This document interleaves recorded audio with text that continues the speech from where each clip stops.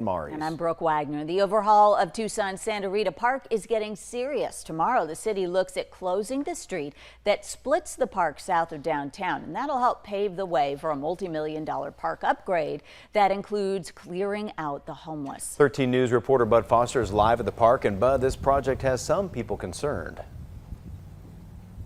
Well, yeah, it certainly does. You know, Santa Rita Park here on 22nd has become the go-to place for the homeless here in Tucson since they were run out of downtown back in 2017, and now they're being run out of here. The city has passed a multi-million-dollar master plan that's going to make the park more family-friendly, but a whole lot less homeless-friendly. And that has a lot of people wondering, where do they go from here?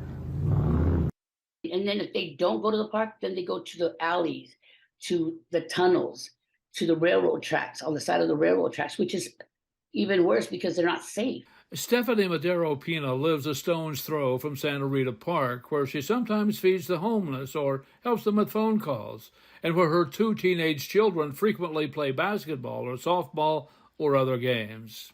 They're all good. They all know my kids. My kids know them. They watch them. Have no problems. Of course, have caution. But don't treat them and alienate them like they've got a disease, because, you know, they're normal. You know what I mean? They just don't have a place to live.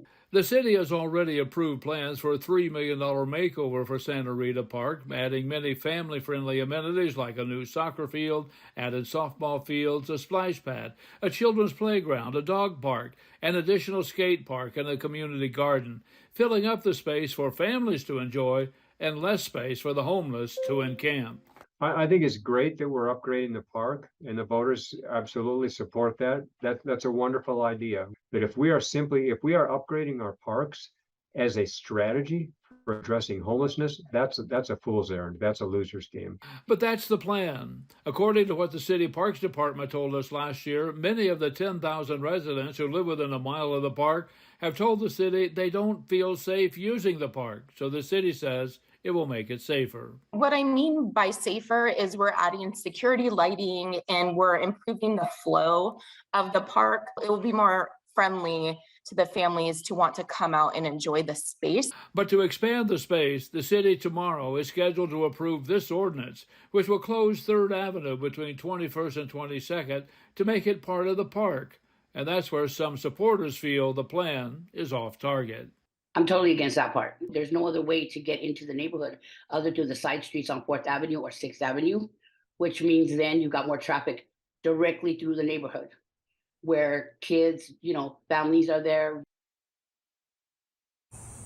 Now, the city has already passed the master plan. They did that last year, so what they're doing tomorrow is just a matter of bookkeeping. But what they're going to do is close this entire street from 21st all the way down to 22nd. So they close the divide of the park on this side of the street and that side of the street. But what they've done is open a divide among some people in the neighborhood. At Santa Rita Park, I'm Bud Foster, 13 News. Thank you, Bud. Taking a live look outside now. This